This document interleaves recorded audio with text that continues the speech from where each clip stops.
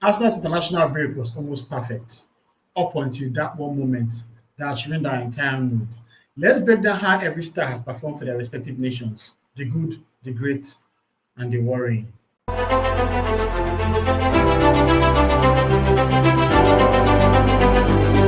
Welcome back to the Bar Arsenal. It's been a very, very busy international period. As always, different teams represent their nations. And for Arsenal fans, all we can do is just hope that they don't, suffer any injuries. On a personal note, it was quite terrible for me being a Nigerian. We lost to Congo DR yesterday on penalties. One of the worst games I've watched in quite a long while. But I'm going to put my Nigerian bias aside and just focus on Arsenal. We got goals, we got clean sheets, we got assists, and unfortunately, we got some injuries as well to contend with. So today we're going to break down exactly what happened with every Arsenal player that was called up by their nations and what it means for the Premier League ahead. Arsenal defender Gabriel Saliba played the full 90 as France destroyed Ukraine 4-0. There were 2 goals from France captain Kylian Mbappe, and of course the exciting Michael Olise and Liverpool's Hugo Ekitike completed the route. With France and Ukraine vying for first place, this was the result that ensured that 1, France won the group ahead of Ukraine, and 2, France qualified for the World Cup. Something I can't say about Nigeria. The Ukraine victory was on Thursday, so Didier Deschamps and his team flew to Baku to take on Azerbaijan in basically a dead rubber match. And from the selection, it was very evident that Deschamps had plans to rest his key players. To put it in context, when Deschamps played the very important game against Ukraine, this was the starting lineup. Mike Maignan in goal, Jules Koundé on the right-hand side, Lucas Digne on the left, William Saliba, our boy, alongside Dayot Upamecano in the middle. The midfield was N'Golo Kante and Manu Kone, while the attacking midfielder was Ryan Cherki. On both flanks were Bradley Bakola and Michael Olise, providing support to the captain Kylian Mbappe. When France visited Baku to take on Azerbaijan in the dead rubber game, the Deschamps basically made some wholesale changes to the team. PSG goalkeeper Lucas Chevalier was in goal. Theo Hernandez was on the left-hand side. Jules Koundé was on the right. Lucas Hernandez, that's Theo's brother, played alongside Ibrahima Konate in the heart of the defense. Kefren Turam Uliem and Warren Zaïre-Emery played at the central midfielders. Hugo Ekitike this time played on the left wing.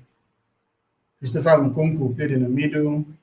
Magnus Akliuche played on the right-hand side. And Jean-Philippe Mateta was the centre forward.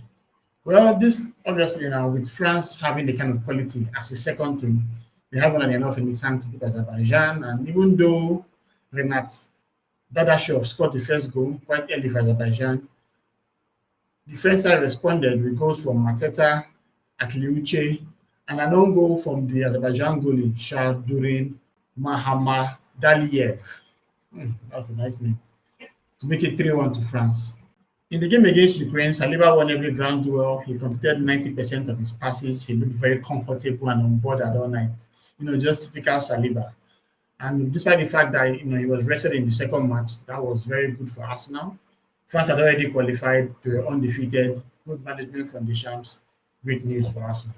Riccardo Calafiori was called up by the Italian national team for their games against Moldova and Norway. Well, unfortunately, there were some reports that he was talking about having a hip problem. Arsenal had initially told the Italian team, but they wanted him to come to the camp to be assessed by their team doctors. Following the assessment by the team doctors, Calafiori was not used in the routine win over Moldova. There were goals from Gianluca Mancini and Francesco Pio Esposito. Obviously, the game against Norway was the most important game for Italy. And unfortunately, Calafiori was not deemed fit to play for Italy against Norway. So he was sent back to London Colney, obviously to get assessed by our own doctors at Arsenal. And Italy went ahead to take on Norway in a match that was quite surprising. Italy scored first with another goal in the break for Francesco Pio Esposito. But Antonio Nusa, the robot, Erling Haaland scored a brace. And Wolves' Jürgen Strand-Larsen scored the final goal to make it a 4-1 victory for Norway in Italy's home. This also meant that Norway had won all 8 of their qualifying games, with Italy coming in second place. And Gennaro Gattuso's side are going to try their luck again in the playoffs. Something that Nigeria did and couldn't make it. Hey-ho. So for the Three Lions, the first initial headline was the fact that Miles Lewis Kelly was not called up. Tuchel kind of made some comments about him not getting enough game time and whatnot. So Tuchel called Man City's Nico O'Reilly instead, and he also made an appearance in the 2-0 win over Serbia. However, there was no doubt that the likes of Eberechi Eze, Bukayo Saka, and Declan Rice were going to be called up, and they were involved in the first game. Rice played 65 minutes for England before he was substituted by Jordan Henderson. Saka played all 90 minutes, while Eze came on as a sub for Marcus Rashford. As for the goals, it was all Arsenal, as Bukayo Saka scored the first goal, a beautiful called effort. And of course, Eze scored the second, another lovely called effort as well. The media were all waxing lyric about Foden putting it on the plate for him. And I saw so many memes of players putting things on the plate, and the player will go on to make a very, very long run to score. The funniest I saw, I think, was the match between Arsenal and Chelsea, where there was a corner. Mustafi nodded the ball to Martinelli, and Martinelli got the ball in his half, ran the entire length of the pitch before scoring Kepa Arrizabalaga. But the tweet was Mustafi put it on the plate for Martinelli. That aside, it was a good outing for the English boys. And when England played the game against Serbia, they were sure of their World Cup qualification. So we're going to be a bit concerned about the game against Albania, because that was also a dead rubber match. However, all 3 Arsenal players were involved again. This time, Bukayo Saka was on the bench. Eberechi Eze started alongside Declan Rice. Rice played 63 minutes before he was subbed out for Foden, while Eze played 62 minutes before Saka replaced him. As for the goals for the 2-0 win against Albania, it was the England captain Harry Kane that scored the brace. The break for England was extremely positive for the Arsenal players. No injuries, good goals scored, and we hope to see them build on it, especially Saka and Eze, who are 2 players that need to score a whole lot more for the team as the campaign progresses. Hincapié played 90 minutes for Ecuador and was also the captain of the night as they drew 0-0 with Canada. He played as the left back on the day, making 41 accurate passes, which was 76%, 12 defensive contributions, 86 touches, 5 touches in the opposition box, 10 passes to the final third, 80% of his ground duels won, and a yellow card. Just a typical combative left-back performance from the Ecuadorian defender. He's going to be involved again in Ecuador's friendly against New Zealand. That's going to take place on Wednesday by 1:30 a.m. I'm certainly not going to watch the game. Probably go check out the highlights. What is important is that he needs to be fit. Bearing in mind that we're not certain about the current state of Calafiori, this will certainly mean that Hincapié will fight with perhaps Lewis Kelly for a place on the left-hand side, while Calafiori takes some time in the treatment table. Trossard Timber played 90 minutes for the Netherlands in their 1-1 draw with Poland. The certain Jakub Kiwior was on the other end of the divide, but Timber played as a centre-back alongside Virgil van Dijk. With the likes of Jean-Paul Van Hecke, Nathan Ake, Mickey van der Ven, it's quite interesting to see that the Dutch national team coach prefers a combination of Timber and Van Dijk in defense. But then again, when you think of the fact that the right back is Denzel Dumfries, who is actually a very, very good right back, and Timber is also a very good player. So it kind of makes sense. He's versatile enough to play in that position. So he played the full 90, no injury problems. The goals of the night came from Jakub Kaminski of Poland, and of course Memphis Depay for the Dutch. This evening, Timber is going to play for the Netherlands at the Amsterdam Arena when they take on Lithuania. Yeah, I would expect it to be a routine clash, but all the Netherlands need is a draw to secure their World Cup ticket. Right now, they are 3 points ahead of Poland. Poland is going to play Malta, while the Netherlands are going to play Lithuania. So I would expect both teams to win both games. But with Netherlands having 3 points ahead of Poland, I think it should be more than enough for them to secure that ticket while Poland goes to the playoffs. On Saturday, Leandro Trossard played as a centre forward for 70 minutes in their clash against Kazakhstan. It was a 1-1 draw. Dastan Sapayev scored for the Kazakhs, while Hans van Ecken of Club Brugge scored for Belgium. Late in the game, there was a red card for Island Chesnokov, but Belgium could not capitalize on the numerical advantage, and the game ended 1-1. On Tuesday, which is tomorrow, Trossard is going to take on Liechtenstein. Obviously, that's a game where you'd expect the Belgian national team to pad a couple of goals and get their routine points as they strive to qualify for the World Cup. Belgium leads their group with 15 points, while North Macedonia has 13 points. Wales also has 13 points. So they will need to ensure that they get a victory over Liechtenstein to secure their qualification to the World Cup without any hassle. Now, here's the big worry.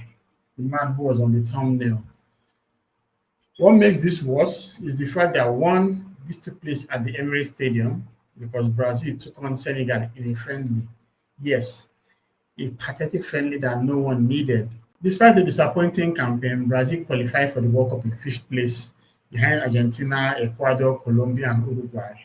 But these two games against Senegal and Tunisia were meaningless friendlies, just for vibes. But unfortunately, that was the one that Gabriel got injured. In the game itself, there's a 2-0 win over Senegal. There were goals from Chelsea hotshot Estevao and Manchester United defensive midfielder Casemiro. But after the game, Carlo Ancelotti said that Gabriel had a problem on his adductor, and the medical staff are going to check. They are really sorry and disappointed when players have injuries, and they hope he can recover soon. There's also some discussion circulating that Gabriel, as soon as he felt that injury, he didn't move anymore, something like that. So we're just really hoping that this is not going to be a long-term one. I think that he's going to fight very hard to see how he can be fit for Tottenham. Well, thankfully, the squad is stacked. Just days ago, I did a video with my guys, Rory and Blade and Malik, talking about how we are so happy that 5 of our players have returned. The injury gods give it, and the injury gods take it. So they've given us attackers, and now they're taking from our defense. I'm just tired. International break, we're losing Calafiori, we're losing Gabriel, 2 players that have been very instrumental in our clean sheet run this season. Yes, we have the right level of depth to replace them. Yes, the squad is very strong, but these injuries can't continue. I'm just tired. I'm really tired about the situation that we're facing at Arsenal, where our players continue to get injured on a consistent basis like this. I don't know what the root cause is at this point because it's not making any sense to me. So Gabriel, who has been a mainstay in the squad, playing alongside Saliba, is out.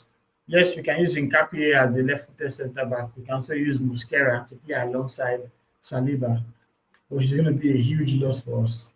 As for Brazil, they will continue to play more meaningless friendlies as they have Tunisia on Tuesday afternoon, which is Tuesday evening actually. But obviously, Gabriel is not going to be in that friendly. He was never meant to be in the one against Senegal in the first place. But enough about my rant. It's just one of those things that happen. International football is quite annoying sometimes. And when you think of the fact that this is the last one before we go all the way to match, it's kind of more annoying. But Gabriel is out. All we can do is wait for the Calafiori's press conference on Friday and see if we can have any favorable news. Moving over to Spain, we had the likes of Martin Zubimendi, Merino, and David Raya called up. Merino had actually been a goal machine for Spain in recent international windows, but this time he was a bit quiet in the first game. They defeated Georgia by 4-0. Mikel Oyarzabal scored a brace. Our own boy Martin Zubimendi scored 1. And Barcelona's Ferran Torres scored the final goal to make it 4-0. In terms of people that played, obviously David Raya was on the bench. The Spanish coach, De La Fuente, prefers Unai Simon, which I'm fine with, and they let him get some rest. Then, of course, Mendy played 90 minutes for his country, while Mikel Merino played 62 minutes before he was subbed by Barcelona's Fermin Lopez. Spain are going to play Turkey in the next international game. And of course, remember the last time Spain played Turkey, the certain Mikel Merino scored a hat-trick, and of course he'll be chopping it at his bits to get the opportunity again. Bearing in mind that when he comes back to London, he probably won't be in contention with the Gyökeres being fit. hopefully. But then Christian Nørgaard played 70 minutes. He was subbed by Martin Hugeman in the 2-2 draw with Belarus. Brentford's Michael Damsgaard opened the scoring for the Danes, and there was also a goal for Gustav Isaacsen. But Vitaly Gromkio and Nikita Demchenko also scored for the Belarusians to make it 2-2. Nørgaard will also be part of the Danish squad that's going to play Scotland in Glasgow. Now, former boy Krianteni will probably be in that game. It will be good for them to catch up.